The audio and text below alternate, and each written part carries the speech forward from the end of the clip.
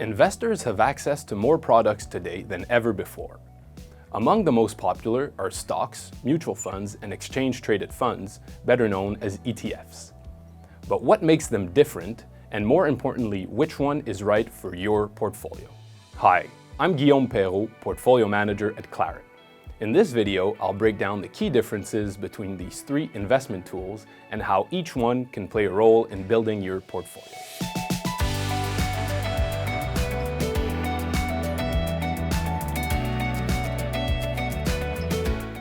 Let's start with mutual funds and ETFs. Both mutual funds and ETFs pool together a basket of securities built around a strategy. They're accessible and let you diversify even if you're starting with a smaller investment.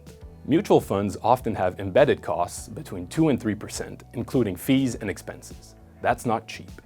But if you're starting out with limited capital, they may be your only way to access active management.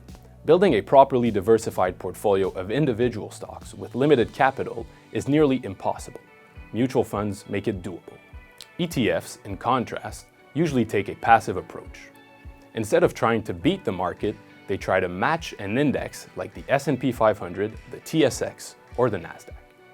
By late 2024, more than 90% of ETFs were passive. And since it's cheaper to copy an index than to actively manage a fund, ETFs generally carry much lower fees.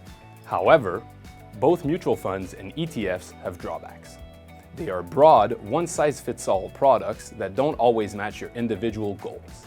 They can also create tax surprises, since you might owe tax on distributions even if you haven't made trades.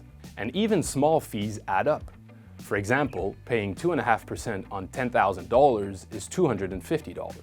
But on $100,000, that jumps to $2,500, a relatively much bigger impact on what comes out of your pocket. Now let's talk about individual stocks.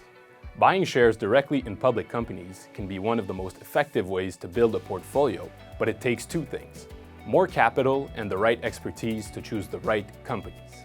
The advantage of portfolio stock trading is personalization.